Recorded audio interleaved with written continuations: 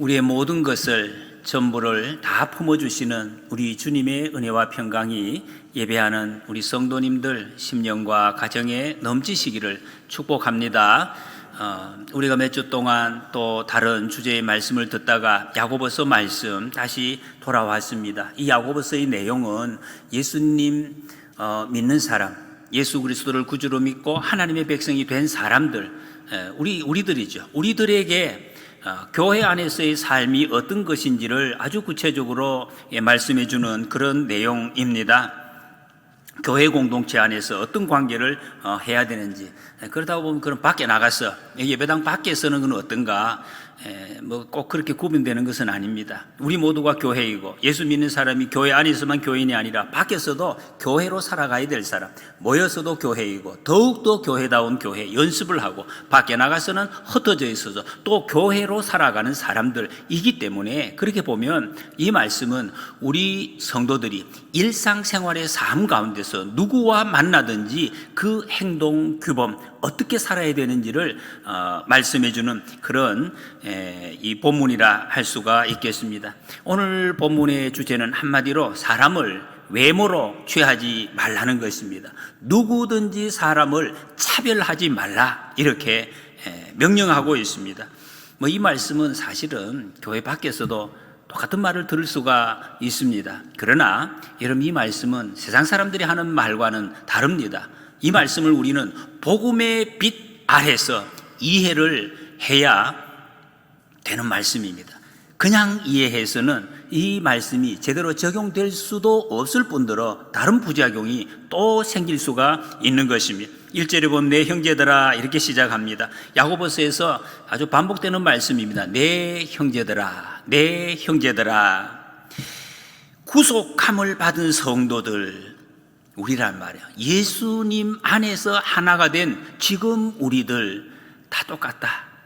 형제 중에서 무슨 대표 형제, 상임 형제 그런 것 없습니다. 똑같이 예수 그리스도 안에서 한 형제이다 하는 것을 강조하고 있어요. 교회 안에 여러분 직분들이 있습니다. 목사, 장로, 집사, 구원사, 계급이 아닙니다. 아무리 이야기를 해도 사람들이 자꾸 세상에서 이 습관이 되었던 것이 교회 안에 자꾸 들어와서 계급 아닌가, 목사가 제일 높고, 이게 좀 위치가 높네요. 안 그래도 낮춘다고 낮췄는데, 그런 것 아닙니다, 여러분. 그런 것이 아니에요. 장로, 집사, 뭘 땁니까? 따는 것이 아니고, 하나님의 일을 앞장서서 더 낮은 곳에서 섬기기 위한 이 구분입니다. 효율적으로 섬기기 위해서. 이것을 우리가 다시 우리가 확인할 필요가 있습니다. 내 형제들아 부르고, 그래서 만일 너희의 회당에서 그랬습니다. 회당, 여러분 원래 회당은 유대인들이, 여러분 유대인과 우리 기독교인 완전히 다릅니다. 유대인들이라는 것은 예수님을 믿지 않는 사람들이 본래, 그래서 자기들이 모여서 구약 성경을 가지고 거기서 모여서 예배드리는 것, 그걸 회당이라고 했습니다. 그런데 예수님이 오시고 예수님의 제자들이 전도를 했어요. 사도 바울도 회당에서 전도를 했습니다. 유대교를 믿던 사람들이 예수 그리스도를 메시아로 그리스도로 믿고 예수님 믿는 사람들이 생겨나기 시작했습니다. 그러니 이 회당 안에서 유대인들과 예수님 믿는 사람들이 같은 자리에서 같은 시간에 예배를 드릴 수가 없잖아요. 그래서 사도행전에 보면은 디도, 유스도, 예를 들면 회당 옆에 있는 그 사람의 집에서 예배를 드리게 돼요. 그 말입니다. 그 회당, 예수 믿는 사람들이 모여서 예배 드리는 그 곳을 말씀하고 있습니다. 거기에 이 예수님을 믿고 처음으로 자꾸 믿는 사람들이 생겨나니까, 우리 교회도 오늘 등록하신 분이 계시는데 새로 이렇게 오시는 분들이 생겨났다는 것입니다. 근데 여러분, 처음 사람을 만났을 때 무엇을 가장 먼저 보십니까? 뭘 보고 이 사람을 이렇게 좀 판단을 합니까? 외모를 보고 판단하기가 쉽습니다. 외모, 무슨 옷을 입었느냐, 어떤 사람들은 무슨 차를 타고 왔느냐, 그걸 보고 이 사람이 괜찮은 사람이냐 안 괜찮은 사람이냐, 이렇게 판단을 많이 합니다. 그래서 우리가 많이 속습니다. 많이 속아요. 이것 때문에 성경에도 그런 이야기가 많습니다. 사울을 왕으로 뽑을 때 온 백성들이 사울의 그 생긴 모양이 대단했습니다. 다른 사람들보다 키가 어깨 위, 그게 한 이만큼 이렇게 더 높고 키도 크고 기골이 장대하고 얼굴이 준수했습니다. 누가 봐도 이 사람은 왕할만하다. 그래가지고 큰 실패를 겪은 그런 경우가 있습니다. 하나님의 사람이라고 하는 사무엘 선지자도 그런 실수를 범했습니다. 하나님이 왕으로 기름을 부으라고 이새의 집으로 보냈는데 이새의 첫 아들 엘리압을 보고 그 외모를 보자마자 사무엘이 감동을 했어요. 와, 이 사람이 하나님의 선택한 사람이구나 하고 기름을 부으려고 했습니다. 하나님이 말렸습니다. 외모를 보지 말라. 나 여호와는 중심을 보느니라. 그렇게 말씀을 하셨습니다. 여러분, 이게 사람이 외모를 안 본다는 게 어떻게 그럴 수가 있겠습니까? 사람은 누구든지 외모를 볼 수밖에 없고 외모를 보고 판단하는 경우가 참 많습니다. 그래서 많은 사람들이 외모를 꾸미려고 합니다. 외모를 보니까 좋은 옷, 가능하면 좋은 옷을 입고, 그리고 장신구를 목걸이도 하고 가락지도 큰 거 끼고 그러려고 합니다. 사람들이 수준이 낮아지면 자기가 입은 옷으로 판단하는 일이 많이 생겨난다는 것입니다. 기 3절에 보면 너희가 아름다운 옷을 입은 자를 눈여겨보고 말하되 여기 좋은 자리에 앉으소서 하고, 또 가난한 자에게 말하되 너는 거기 서 있든지 내 발등상 아래 앉으라. 이렇게 이야기. 이 처음 회당에 들어온 사람 모습을 이렇게 생생하게 표현하고 있습니다. 너무 생생하게 이 번역을 잘 해놨습니다. 부자가 들어왔는데 좋은 옷을 입은 사람이 왔어요. 신경을 쓴다. 우리 안내위원들, 우리 교회는 그렇게 안 하시죠. 그렇게 신경을 써요. 그래가지고 공손하고 존댓말을 씁니다. 앉으소서 이러고. 가난하게 보이는 사람이 오면 신경을 안 씁니다. 하대합니다. 앉으라. 저기 가서. 이렇게 했다는 것입니다. 이것을 4절에 보면 너희끼리 서로 차별하며 악한 생각으로 판단하는 자가 되는 것이 아니냐. 사람들은 어떤 사람을 보면 나는 보면 압니다. 척 보면 안다고. 이 사람이 어떤 사람인지. 그런 분 계십니까, 여러분? 척 보면 그 사람. 이렇게 이야기하는 사람들이 있다는 것입니다. 성경은 그렇게 하지 말라. 그렇게 하지 말라. 차별하지 말라.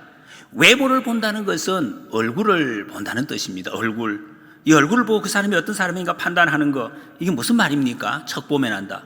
지금까지 내 삶의 경험으로 이런 사람을 겪어보니 이런 류의 얼굴을 가진 사람은 이렇더라. 자기 생각이죠. 자기가 그런 경험을 가지고 이야기를 하는 거예요. 판단이에요. 그것을 성경은 4절에 악한 생각, 이런 악한 생각이에요. 내 기준으로 어떤 사람을 이렇게 바라보는 것, 그게 악한 생각이라고 성경이 분명히 말씀하고 있습니다. 우리는 여러분 예수님 믿고 거듭났고 구속함을 받은 사람, 성경은 우리를 보고 택하신 족속, 왕같은 제사장, 하나님의 나라, 그렇게 말씀하고 있습니다. 똑같습니다. 누구에게나.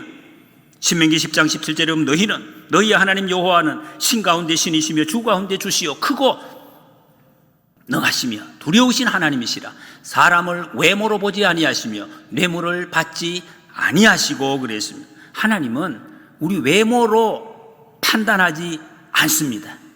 하나님 앞에 여러분 외모를 하나님 어때요? 그럴 필요 없습니다. 외모를 보지 아니하시고 차별하지 않으십니다. 그런데 너희가 왜 외모로 차별을 하느냐? 이 말씀입니다. 우리는 하나님의 백성입니다. 교회에서 우리가 입이 닳도록 고백을 하고 정말 귀가 아프도록 듣는 것이 하나님의 자녀, 하나님의 백성. 하나님의 자녀가 누구인가? 우리가 섬기는 하나님, 하나님이 어떤 분이신가를 그대로 나타내며 사는 사람을 하나님 백성, 하나님의 자녀. 그래서 여러분 우리가 교회에서는 하나님께 영광을 돌린다, 하나님의 영광을 나타낸다는 말이 하나님을 영광해낸다, 하나님의 속성을 우리를 통해서 나타나게 하는 삶을 살아가는 것을 하나님께 영광 돌리는 삶이다, 이렇게 표현을 하고 있습니다. 그럼 뭘 중심으로 봐야 이것을 우리가 실천할 수가 있는가 하는 것. 여러분 우리는 본질을 잘 보아야 됩니다. 본질, 인간의 본질, 사람의 본질이 무엇입니까? 본질 외의 것은 다 껍데기라는 것. 우리는 하나님의 형상입니다. 창세기 1장 27절에 하나님께서 하나님의 형상을 따라 인간을 창조하셨습니다. 사람의 본질, 나도 하나님의 형상이고 저 사람도 하나님의 형상이고 이 사람도 하나님의 형상이고 다 똑같이 하나님의 형상이다, 이것을 기억하라는 것입니다. 나머지는 다 비본질입니다. 이 옷 입을 수도 있고 저 옷 입을 수도 있습니다. 다 마찬가지입니다. 껍데기는 가라 하는 시가 있습니다. 신동엽 시인이 쓴 것. 사월도 알맹이만 남고 껍데기는 가라. 하도 세상에 껍데기를 둘러쓰고 이 세상을 어지럽히는 존재들이 너무 많은 것을 시인이 보고 정상적으로 원래대로 돌아가자, 건강한 사회로 만들자, 아마 하는 이런 마음에서 이런 시를 쓴 것 같습니다. 오늘 본문에서 이것을 아주 강조하고 있습니다. 5절 말씀에 내 사랑하는 형제들아 들을지어다 또 말씀하십니다. 하나님이 세상에서 가난한 자를 택하사 믿음에 부요하게 하시고 또 자기를 사랑하는 자들에게 약속하신 나라를 상속으로 받게 하지 아니하셨느냐. 당시 1세기 당시에 여러분, 예수님 믿는 사람들이 그 자체로 많은 핍박을 받았습니다. 예수 믿는 사람 감옥에 갇히고 죽임을 당하고 사세굴에 던짐을 당하고 그랬다는 것입니다. 그런데 특히 믿는 사람들 중에 초기 교회는 부자들이 거의 없었습니다. 높은 지위에 있는 사람들, 아주 사회에서 이렇게 힘들고 어렵고 소외된 그런 사람들이 많았다는 것입니다. 이런 당시의 그 상황으로 볼 때 정말로 하나님께서는 가난한 사람들, 너희들이 다 그런 사람 아니냐? 지금 초대교회에 그런 말씀입니다. 그런 사람들을 하나님이 불러서 믿음에 부요하게 하셨다. 세상에서 물질적으로는 좀 이렇게 부족하더라도 믿음에 부요하게 천국의 소망을 주셨다는 것입니다. 여러분, 당시에 이 부요한 사람들은 믿음에, 부자들은 또 믿음에 부요하지 못하다, 이 기계적으로 이렇게 생각할 수는 없는 것입니다. 성경에도 그런 말씀도 없습니다. 없고 그 당시의 상황이 그랬다는 것입니다. 실제로 우리 한국교회도 처음 복음이 전해질 때 거의 그런 구도가 많았습니다. 아주 세상에서 너무 힘들고 이렇게 가난한 사람들이 교회를 기초를 놓고 세워온 것이 사실이라는 것입니다. 하나님의 의도는 어떤 상황에서도 외적인 근거로 판단하지 말라 하는 말씀입니다. 그러지 말고 하나님이 사람을 보시는 관점으로 모든 이웃을 바라보아야 한다. 이것이 예수님 믿고 구속함을 받았다는 표시일 수가 있습니다. 예수님은 세리와 죄인의 친구셨습니다. 많은 사람들이 욕하고 그리고 죄인이라고 정죄받던 그 사람들과 친구가 되신 분, 그분이 예수님이십니다. 1절에 보면 내 형제들아 영광의 주 곧 우리 주 예수 그리스도에 대한 믿음을 너희가 가졌으니 사람을 차별하여 대하지 말라 그래요. 사람을 차별하여 대하지 말아야 할 근거, 그것이 뭐냐? 예수 그리스도를 믿기 때문이다. 믿음을 가졌기 때문이다. 세상의 일반적인 도덕률 때문에 사람 차별하면 안 돼, 그런 것이 아니라는 것입니다. 여기서 여러분, 예수님을 영광의 주라고 굳이 표현을 합니다. 영광의 주님, 내 주님, 영광스러운 주님. 아마 이것은 지금 이 글을 이렇게 편지를 쓰고 있는 야고보 자신의 고백이기도 할 것입니다. 야고보는 처음에 예수님을 믿지 않았습니다. 자기의 형님이에요. 형님, 육신의 형님. 아니, 나하고 똑같이 생겼는데 어떻게 저분이 주님이 될 수가 있는가? 하나님일 수가 있는가? 믿어지지가 않았다는 것입니다. 왜 안 믿어졌습니까? 안 믿어지는 걸 자기 생각에 갇혔기 때문에. 나도 사람이고 당신도 사람인데 어떻게 하나님이 될 수가 있는가? 그렇게 생각을 했다는 거죠. 여러분, 자기 생각에 갇히면은 믿을 수가 없습니다. 경계성 인격 장애라는, 심리학에 보면 그런 장애가 있어요. 그게 어떤 것이냐면은 자기 생각에 갇혀서 어떤 사람을 좋아할 때 정말로 막 완전히 그냥 이 간도 빼줄 것처럼 너무너무 좋아하고 환영하는데 어느 순간 자기 마음에 들지 않는 행동을 한다니 말을 하면은 180도로 돌아서서 증오하고 미워하고 이런 이 자기 조절이 안 되는 그런 상태를 의미합니다. 통합적인 사고를 못 한다는 거예요. 그걸 이제 장애라고 이제 의학적으로 표현을 합니다. 왜 그런가? 자기 생각에 갇혀 있기 때문에 더 이상 다른 것을 볼 수가 없는 그런 것을 좀 장애로 이렇게 의사들이 표현을 한다는 것입니다. 여러분, 근데 예수님 믿고 난 다음에는 우리의 시각이 바뀝니다. 예수님 안에 있는 모든 사람들이 다 평등하다 하는 것을 깨닫게 되어진다는 것입니다. 그러면 여러분, 크게 나타나는 특징이 경계가 무너집니다. 내 생각의 경계가 무너지고 그것을 넘어가서 생각할 수가 있는 것입니다. 그리고 세상에 있는 모든 사람들은 다 본질적으로 하나님의 형상인데 우리가 어떻게 차별할 수가 있겠습니까? 똑같이 하나님의 형상. 우리는 다른 사람을 절대로 외모로 판단하지 않고 본질에 따라서 판단하라 하는 말씀입니다. 남자냐, 여자냐, 인종이 어떤 인종이냐, 지역이 어디냐, 다 넘어서야 된다. 우리나라 아직도 지역적인 그런 이야기를 하는 분들이 있습니다. 교회 안에서는 예수님 믿는다면 그런 말을 우리가 해서는 안 될 것입니다. 우리나라 선교 초기에 정말 어려웠습니다. 여자 학교가 여자 학교. 남자, 여자 똑같은데 왜 우리 지금 여자 중학교도 있잖아요. 여자 학교가 생겨나서 여자만 갈 수 있는 학교, 남자는 못 가는 학교. 교회도 여러분, 제가 어릴 때만 해도 교회는 예배당이 문이 똑같은 게 양쪽에 두 개가 있었어요. 남자들이 들어오는 문, 여자들이 들어오는 문. 그리고 반 딱 갈랐어요. 이쪽에 여자, 이쪽에 남자. 남자가 여기 가 있으면 이상한 사람 취급하고 너 왜 거기 가 있느냐 이렇게 이야기를 하는, 갈 수가 없는, 서로 쳐다볼 수가 없고 그런 경우가 있었습니다.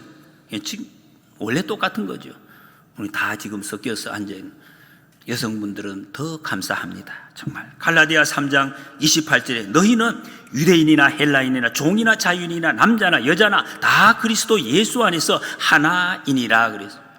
더더군다나 초대교회 때 그때는 종은 정말 물건이었습니다. 그런데 예수님 믿고 종이 여기 앉아있고 주인도 앉아있고 이게 있을 수가 있느냐 말이에요. 어떻게 같은 자리에 앉아 있을 수가 있느냐. 그게 아니다. 자유에 이르서 이 말씀을 선언이래. 자유의 선언이래. 다 하나다. 종이나 자유인이나 그리스도 안에서는 다 하나다 말씀하고. 지금도 여러분, 역사가 오래된 교회, 제가 서울에서 오래된 역사 교회에서 그런 걸 봤습니다. 이 교회는 한 어떤 그 특정 성씨가 교회를 완전히 장악을 하고 있어요. 전부 직분을 다 맡아가지고. 좋은 교회가 아니에요, 사실은. 그런 교회는. 그러겠죠. 특별 계층 말이죠. 어떤 한 부류에서 연예인들, 의사들, 실업인들, 청년들만 모이는 교회다. 사실은 교회는, 그것은 진정한 교회가 아니에요.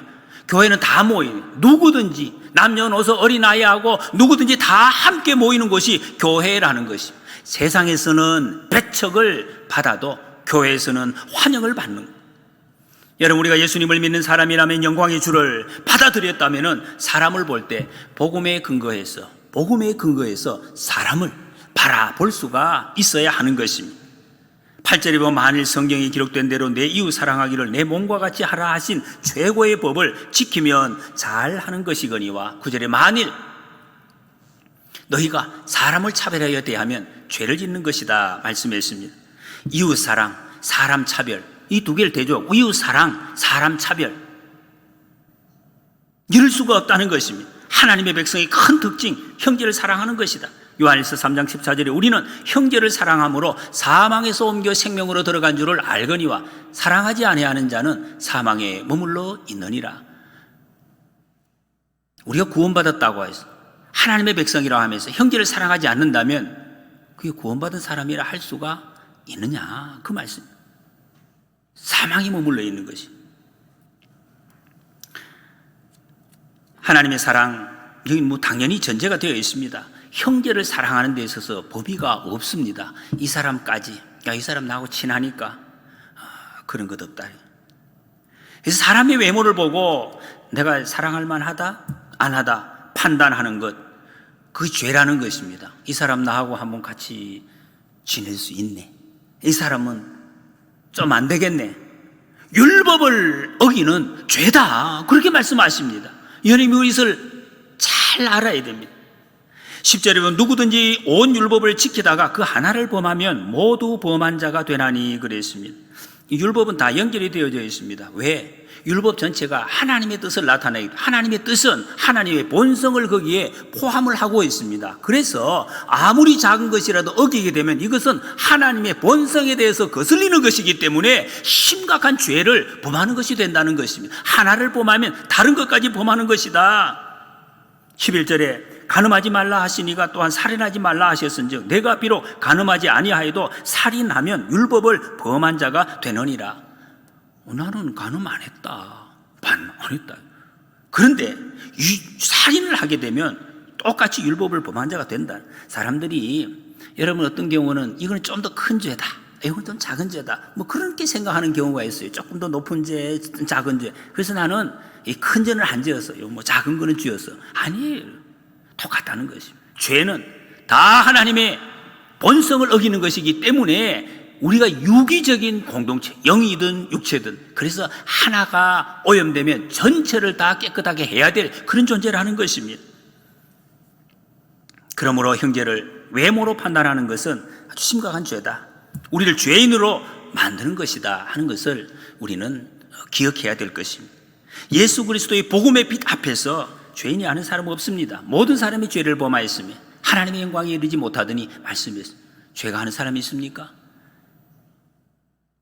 캄캄한 곳에서, 아무도 보지 않는 곳에서 은밀히 지은 죄, 이런 것이 여러분 하나님 앞에서는 다 드러난다는 거죠. 사람은 보지 못하였을지라도.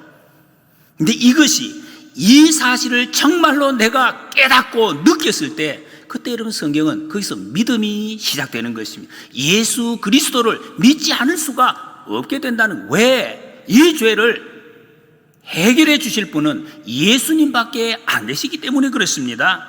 하나님 아들 예수님께서 죄 없으신 몸으로 우리의 죄를 대신해서 십자가에 죽으시고 우리 죄를 다 용서해 주셨습니다. 그 예수님을 믿는 사람, 예수님 영접하는 사람은 하나님의 자녀가 되는 권세를 주셨습니다. 하나님 안에서 영원토록 자유를 누릴 수 있도록 하나님께서 길을 열어주셨습니다. 이것은 여러분 더 잘하고 못하고가 아니에요.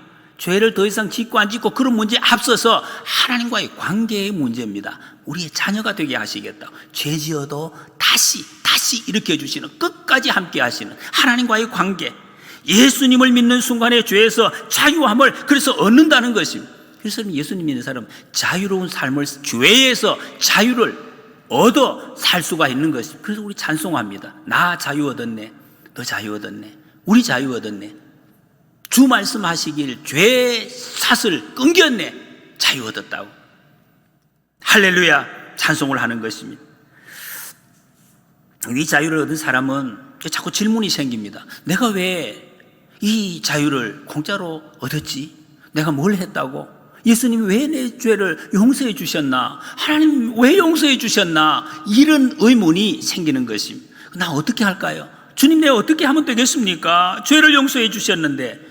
그에 대한 대답, 그것을 요약한 것이 바로 오늘 본문 말씀입니다. 하나님 사랑하고 내 이웃을 내 몸과 같이 사랑하라. 차별하지 말라. 세상의 모든 사람을 차별하지 말라. 인권 보호입니다. 지금 세상에서 인권에 대한 이야기를 많이 하고, 무슨 인권위원회, 인권은 하나님이 주신 신권입니다. 여기 말씀이 이것이 인권입니다. 주 안에서 모든 사람을 바라보는 것. 근데 세상 사람들은 그렇지 않아요. 자기는 짐승같이 살면서 그 삶을 이건 아니에요. 그것은 왜 짐승같이 사는 것이 어떻게 인권이 되겠습니까? 하나님의 뜻을 이루는 것이, 그것이 인권을 보호한다는 것입니다. 그런데 이 말씀을 지켜나가는 것이 만만치 않습니다. 여러분 살다 보면 외모로 사람을 판단하는 그런 내 자신의 모습을 자주 봅니다. 그때 주시는 말씀이 12절 말씀입니다. 너희는 자유의 율법대로 심판받을 자처럼, 이거 잘 보시오. 자유의 율법대로 심판받을 자처럼 말도 하고 행하기도 하라 그랬습니다. 자유의 율법, 이거 여러분 우리가 잘 듣지 못한 말씀이에요. 한번 겸손하게 따라해 보시겠습니까? 자유의 율법, 자유, 구약의 율법이 아닙니다. 여러분 율법이라고 해도 똑같은 율법이 아니에요. 구약의 율법은 우리를 구속하고 제재하고 우리를 억누르는 것이, 그러나 자유율법은 그것이 아닙니다. 예수 그리스도 안에서 지켜지는 율법, 사랑하기 때문에 지키는 것입니다. 이 법은 지킬수록 하나님의 사랑을 확인하게 되는 것입니다. 사랑받은 사람은 헌신합니다. 충성합니다. 섬기고 돕고 양보하고 용서하고, 그 사랑이라. 이것이 자유의 율법입니다. 자유의 율법. 로마서 8장 1절에 그러므로 이제 그리스도 예수 안에 있는 자에게는 결코 정죄함이 없나니, 이 자유의 율법을 받아들인 사람 자기 마음대로 살 수가 없습니다. 예수 그리스도의 사랑을 알았기 때문에. 그러므로 내가 아무리 열심히 잘 살아도, 근데 여러분, 이 율법을 또 지킬 수가 없는 나 자신을 발견을 합니다. 하나님의 요구를 완전히 만족시킬 수가 없다는 것입니다. 그래서 심판받고 정죄받아서 마땅한 우리 자신인 것을 다시 확인하게 됩니다. 어떡합니까? 그런데 예수 그리스도를 믿는다면 아무리 우리가 실수하고 부족한 것이 많아도 마지막 심판대 앞에 섰을 때에 너는 죄인이다, 정죄받아야 돼, 책임을 져야 돼, 그 말을 안 하신다는 것입니다. 정죄함이 없어진다는 것입니다. 왜? 예수 그리스도의 십자가 때문에. 이 말이 자유의 율법대로 심판받을 자처럼 말도 하고 행하기도 하라는 의미입니다. 이 말을 기억하고 살라는 것입니다. 행하기도 하고 말도 하라. 정죄받지 않을 사람처럼 그렇게 말도 하고 그렇게 행동을 하라는 것입니다. 그 구체적인 모습이 사람을 외모로 판단해서는 안 된다는 것입니다. 13절에 보면 긍휼을 행하지 아니하는 자에게는 긍휼이 없는 심판이 있으리라. 긍휼은 심판을 이기고 자랑하느니라. 그래서 차별의 반대, 이 긍휼을 말씀합니다. 주님이 우리를 어떻게 대하셨는지를 잘 알려주고 있습니다. 예수님이 어떻게 우리를 대하셨습니까? 죄로 죽었던 우리, 죄에 쌓여서 영원히 죽었던 우리, 죄인 되었을 때에 도저히 받아줄 수 없는 우리를 예수님 받아주셨습니다. 다 받아주셨습니다. 주님께로부터 긍휼함을 받은 사람, 그런 사람이 사랑하지 않는다면 그것이 악입니다. 여러분, 십자가 안에서는 누구도 내치지 않습니다. 이것이 복음입니다. 그래서 교회는 받아주는 공동체입니다. 끼리끼리 공동체가 아닙니다. 배타성 없고 차별이 없는 곳 교회입니다. 누구든지 교회에 오지 못할 사람은 없습니다. 그래서 교회의 문턱이 낮다보다 없어야 됩니다. 다 올 수 있는 곳. 우리 교회는 겉으로는 울타리 없습니다. 담장 없습니다. 보셨습니까? 아무것도 없어요. 요 앞에는 지금 문이 있는 것은 뭐 에어컨 틀면은 지금 빠져나가기 때문에, 그래 지금 건축법상으로 여기 문은 있지만 다른 것은 없습니다. 문턱도 없습니다. 다 들어올 수가 있습니다. 그러나 여러분, 우리 교회가 진정으로 이 턱이, 마음의 문턱이 없어요. 누구든지 다 환영하고 받아들일 수 있는 그런 교회가 되어야 주님이 보시는 교회다운 교회가 될 수가 있습니다. 누구든지, 외국인도, 탈북민도, 부자도, 가난한 자도 다 제외되는 사람 없어요. 팔을 내밀고 다 품는 교회가 되어야 될 것입니다. 아무나 누구나 와서 편안히 쉴 수 있는 교회가 되어야 됩니다.